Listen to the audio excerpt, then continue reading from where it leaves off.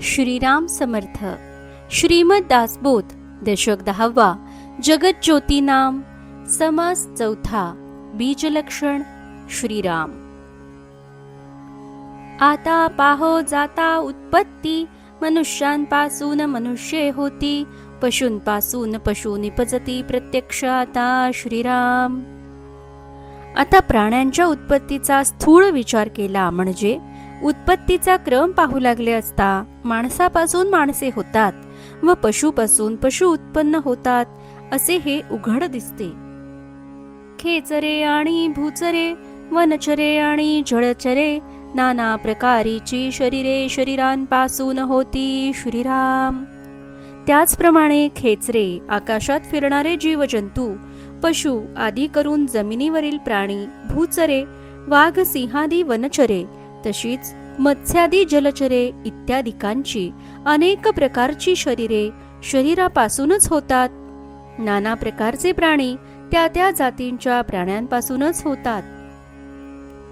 प्रत्यक्षास आणि प्रमाण, निश्चयास आणि अनुमान, मार्ग देखोन आडरान घेऊची नये श्रीराम. हे प्रत्यक्षच आहे, येथे अनुमानाचे काम नाही. प्रत्यक्षाला प्रमाण नको, निश्चय आल्यावर अनुमान करू नये, चांगला मार्ग पाहिल्यावर आडरानात शिरू नये. विपरीतांपासून विपरीते होती, परी शरीरेची बोली जेती, शरीरान वाचून उत्पत्ती होणार नाही श्रीराम. एखाद्या वेळी भलत्याला भलतेच होते तरी पण त्याला शरीरेच म्हणतात. शरीरान वाचून उत्पत्ती होणारच नाही. विपरीत प्रकारे ही उत्पत्ती कोठे कोठे होते, पण शरीरान वाचून शरीराची उत्पत्ती होत नाही हे निश्चित आहे. तरी उत्पत्ती कैसी झाली, कासयाची कोणे केली, जेणे केली त्याची निर्मिली काया कोणे श्रीराम. तर ही उत्पत्ती झाली कशी, कशाची केली व कोणी केली, ज्याने ही उत्पत्ती केली त्याचे शरीर कोणी निर्माण केले. ऐसे पाहता उदंड लांबले, परिमुळी शरीर कैसे झाले, कासयाचे उभारिले कोणे कैसे श्रीराम.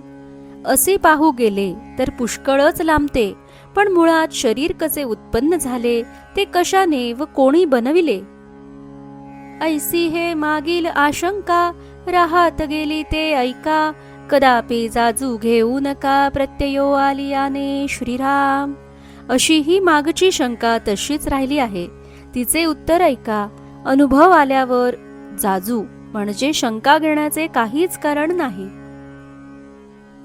प्रत्ययोची आहे प्रमाण, मूर्खास वाटे अप्रमाण, पिंडे प्रचित शब्दे जाण विश्वासासी श्रीराम. अनुभवच मुख्य प्रमाण असताना मूर्खाला तो खोटा वाटतो. पिंडाच्या उत्पत्ती संबंधाने म्हणजे शास्त्रकारांच्या व साधू संतांच्या वचनावर विश्वास ठेवला म्हणजे अनुभव येईल. मुख्य प्रत्यय पाहिला पाहिजे. पूर्व साधूंचे प्रचितीचेच शब्द आहेत त्यावर विश्वास ठेवला पाहिजे. ब्रह्मी मूळ माया झाली, तेची अष्टधा प्रकृती बोलिली, भूती त्रिगुणी कालवली मूळ माया श्रीराम. ब्रह्माच्या ठिकाणी मूळ माया झाली, तिलाच सूक्ष्म अष्टधा प्रकृती म्हणतात.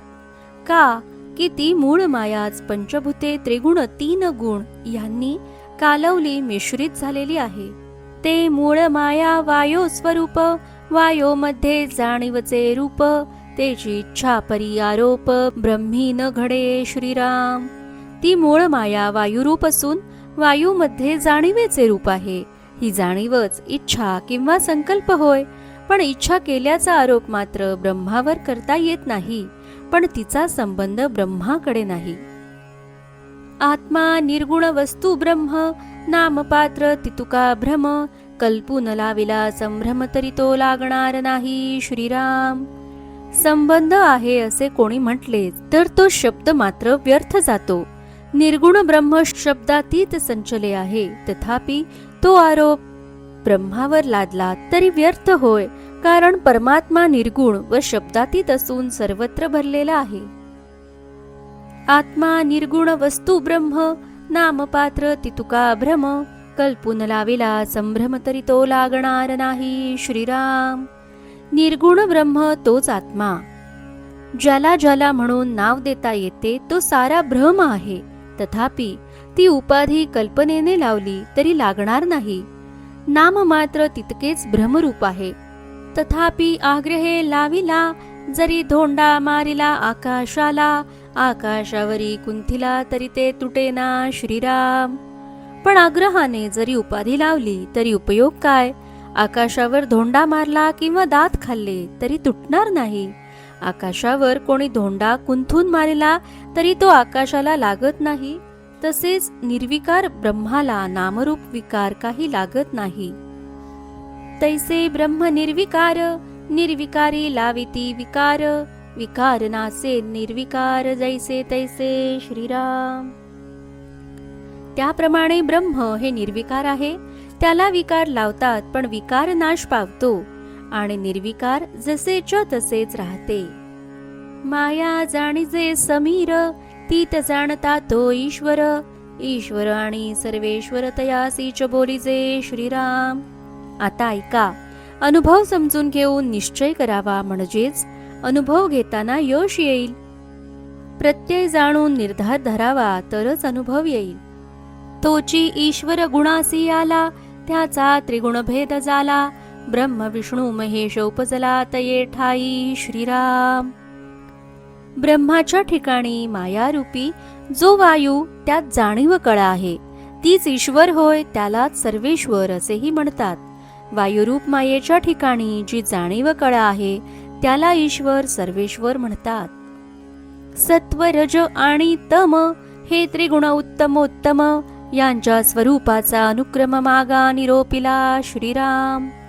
तोच ईश्वर गुणरूप होऊन त्याचेच तीन भेद झाले. त्या ठिकाणी ब्रह्मा विष्णू महेश उत्पन्न झाले. जाणता विष्णू भगवान, जाणता नेणता चतुरानन, नेणता महेश पंचानन अत्यंत भोळा श्रीराम. सत्व रज तम हे तीन गुण उत्तमोत्तम आहेत. त्यांच्या स्वरूपाचा विचार पूर्वी सांगितलाच आहे. त्रिगुण त्रिगुणी कालवले, होती कैसे वेगळ आले, परी विशेष न्यून भासले ते बोलावे लागती श्रीराम. जाणता भगवान विष्णू, जाणता नेणता चतुर्भुज ब्रह्मदेव आणि नेणता व अत्यंत भोळा असा पंचमुख महादेव आहे.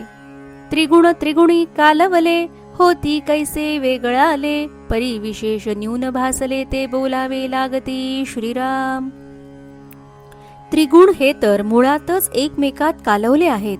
ते आता वेगळे कसे होतील? परंतु कमी जास्त भासतात म्हणून सांगावे लागतात. पण विशेष गुण तेवढाच घेऊन हे बोलणे आहे. वायू मध्ये विष्णू होता, वायू स्वरूपची तत्वता, पुढे झाला देह धरता चतुर्भुजू श्रीराम. वायू स्वरूप मूळ मायेत सत्वगुणात्मक विष्णू होता. तोही मूळचा वायुरूपच होता. पुढे त्याने देह धारण केला तेव्हा तोच चतुर्भुज श्यामसुंदर देहधारी झाला. तैसाच ब्रह्मा आणि महेश देहधरिती सावकास, गुप्त प्रगट होता तयांस वेळ नाही श्रीराम. तद्वत ब्रह्मदेव व शंकर हेही इच्छेप्रमाणे देह धारण करतात. त्यांना गुप्त व प्रगट होण्यास वेळ लागत नाही. आता रोकडी प्रचिती मनुष्य गुप्त प्रगट होती, मा त्या देवांच्याच मूर्ती सामर्थ्यवंत श्रीराम. सध्याही योगीश्वर माणसे गुप्त होतात व प्रकट होतात. हा आता प्रत्यक्ष अनुभव आहे. मग त्या तर देवांच्याच मूर्ती, त्या सामर्थ्यवंत असतील ह्यात नवलते काय? देव देवता भूते देवते, चढते सामर्थ्य आहे तेथे, येण्याची न्याये राक्षसाते सामर्थ्य कळा श्रीराम. देव देवता भूते व दैवते यांच्या ठिकाणी माणसांपेक्षा वाढत्या प्रमाणात सामर्थ्य असते. त्याच न्यायाने राक्षसांच्या ठिकाणी सामर्थ्य आहे. झोटिंग वायो स्वरूप असती, चवेच खुळखुळा चालती, खोबरी खारिका टाकून देती अकस्मात श्रीराम. झोटिंग हे वायुरूप असतात. ते वायू बरोबरच खुळखुळा चालतात व एकदम खोबरे खारका टाकून जातात. अवघेची न्याल अभावे, तरी हे बहुतेकांचा आहे ठावे, आपुल्याल्या अनुभवे विश्वलोक जाणती श्रीराम. सगळेच खोटे मानाल तर हे बहुतेक लोकांना माहीत आहे, ते आपापल्या अनुभवाने जाणतात. हे सारेच खोटे मानता येणार नाही, कारण पुष्कळांस हे अनुभवाने माहीत आहे. मनुष्ये धरिती शरीर वेध, नाना परकाया प्रवेश, मातो परमात्मा जगदीश कैसा न धरी श्रीराम. मनुष्य नाना प्रकारची रूपे धारण करतात, परकाया प्रवेश करतात, मग तो परमात्मा जगदीश आहे, त्याला रूपे धारण करता काय येऊ नयेत. माणसे नाना देह धारण करितात, परकाया प्रवेशही करतात, मग तो जगदात्मा त्याला हवे ते धारण करणे, त्याला हवे ते देह धारण करणे, गुप्त किंवा प्रकट होणे हे काय कठीण आहे.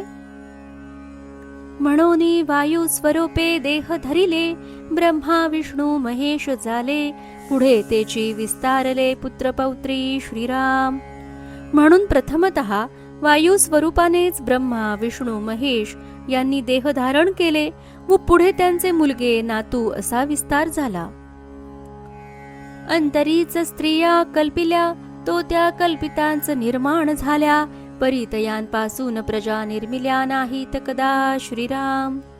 त्यांनी अंतःकरणात स्त्रिया असाव्या अशी कल्पना केली, तेव्हा कल्पना करताच त्यांच्या संकल्प सामर्थ्याने त्या निर्माण झाल्या, पण त्यांच्यापासून त्यांनी प्राणी संतती केव्हाही निर्माण केली नाही. इच्छून पुत्र कल्पिले, ते कल्पितांच निर्माण झाले, येणे प्रकारे वर्तले हरिहरादिक श्रीराम. तसेच इच्छा मात्रे करून त्यांनी पुत्र उत्पन्न केले, त्या वेळी ते निर्माण झाले. अशा प्रकारे हरिहरादिकांनी वर्तन केले, त्यांच्या संकल्पानेच त्यांना पुत्र पौत्र झाले. ही झाली हरिहरांची गोष्ट. पुढे ब्रह्मयाने सृष्टी कल्पिली, इच्छे सरिसी सृष्टी झाली, जीवसृष्टी निर्माण केली ब्रह्मदेवे श्रीराम. पुढे ब्रह्मदेवाने सृष्टीची कल्पना केली, इच्छा करण्याबरोबर सृष्टी निर्माण झाली.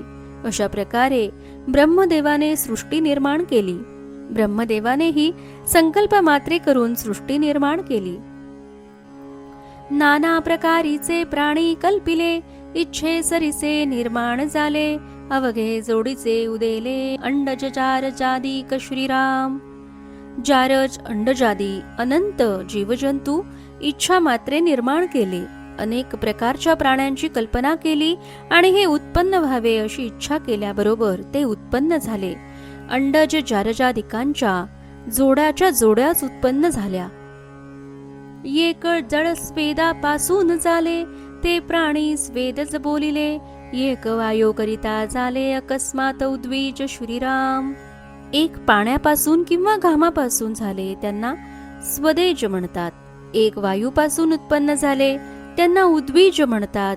घामादी जळापासून झाले ते स्वेदज, वायूपासून झाले ते उद्वीज.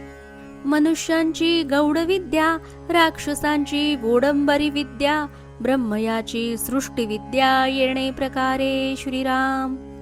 माणसाची गारुडी गौड बंगाली विद्या, त्याचप्रमाणे राक्षसांची मायावी वोडंबरी विद्या असते, त्याच प्रकारची ही ब्रह्मदेवाची सृष्टी निर्माण विद्या, पण ती श्रेष्ठ प्रतीची आहे. काही एक मनुष्यांची, त्याहून विशेष राक्षसांची, त्याहून विशेष ब्रह्मयाची सृष्टी विद्या श्रीराम. मनुष्याचे विद्येचे काही सामर्थ्य असते, त्यापेक्षा राक्षसाचे विद्येचे सामर्थ्य अधिक, आणि ब्रह्मदेवाची सृष्टी विद्या ही त्या सर्वांहून श्रेष्ठ आहे. जाणते नेणते प्राणी निर्मिले, वेदवधोन मार्ग लाविले, ब्रह्मयाने निर्माण केले येणे प्रकारे श्रीराम. जाणते नेणते प्राणी ब्रह्मदेवाने निर्माण केले आणि वेद सांगून त्यांना मार्गावर लावले. ब्रह्मा अशा प्रकारे ब्रह्मदेवाने सर्व निर्माण केले. मग शरीरांपासून शरीरे सृष्टी वाढली विकारे, सकळ शरीरे येणे प्रकारे निर्माण झाली श्रीराम. नंतर शरीरापासून शरीरे निर्माण झाली, या व विकारे म्हणजे एकापासून एक होऊन सृष्टी वाढली. अशा प्रकारे शरीरे उत्पन्न झाली. पुढे शरीरापासून शरीरे ह्या न्यायाने अनंत सृष्टी यथान्वये निर्माण झाली. येथे आशंका फिटली, सकळ सृष्टी विस्तारली, विचार पाहता प्रत्यया आली यथान्वये श्रीराम. या ठिकाणी शंका फिटली. सृष्टीचा विस्तार कसा झाला याचा विचार केला तेव्हा त्याचा यथातथ्य अनुभव आला. ऐसी सृष्टी निर्माण केली, पुढे विष्णूने कैसी प्रतिपाळिली, हेही विवंचना पाहिली पाहिजे श्रोती श्रीराम. अशा प्रकारे सृष्टी उत्पन्न केल्यानंतर पुढे तिचा प्रतिपाळ विष्णूने कसा केला याचाही श्रोत्याने विचार केला पाहिजे. सकळ प्राणी निर्माण झाले, ते मूळ रूपे जाणून पाळिले, शरीर दैत्य निर्धाळिले नाना प्रकारींचे श्रीराम. सगळे प्राणी जे उत्पन्न झाले ते विष्णूने जाणीवेच्या मूळ स्वरूपाने जाणीवरूप अंतःकरणाने पाळले आणि स्थूळ शरीर धारण करून अनेक प्रकारच्या दैत्यांचा संहार केला. नाना अवतार धरणे, दुष्टांचा संहार करणे, धर्म स्थापया कारणे विष्णू सजन्म श्रीराम. दुष्टांचा संहार करून धर्मस्थापना करण्यासाठी विष्णूला वेळोवेळी जन्म घेऊन अनेक अवतार धारण करावे लागतात. म्हणून धर्मस्थापनेचे नर तेही विष्णूचे अवतार, अभक्त दुर्जन रजनीचर सहजची झाले श्रीराम. धर्मस्थापनेचे नर ते विष्णुरूप, त्यांचे रक्षण करणे व धर्मविध्वंसक दैत्यांचा संहार करणे ही दोन्ही कार्ये करीत धर्म संस्थापना करणे हे विष्णूच्या अवतारांचे प्रयोजन होय. म्हणून धर्मस्थापना करणारे जे पुरुष ते सुद्धा विष्णूचे अवतार होत. अर्थात धर्मस्थापनेच्या आड येणारे जे दुष्ट अभक्त ते सहजच रचनीचर राक्षस झाले. आता प्राणी जे जन्मले ते नेणोन संहारले, मूळ रूपे संहारिले येणे प्रकारे श्रीराम. आता प्राणी जे जन्माला येतात त्यांच्या नेणतेपणाने संहार होतो. अशा प्रकारे मूळ रूपच नेणीव तमोगुण त्यांचा नाश करीते. रुद्रही जन्मलेले प्राणी मूळ रूपे नेणिवेने संहारितात.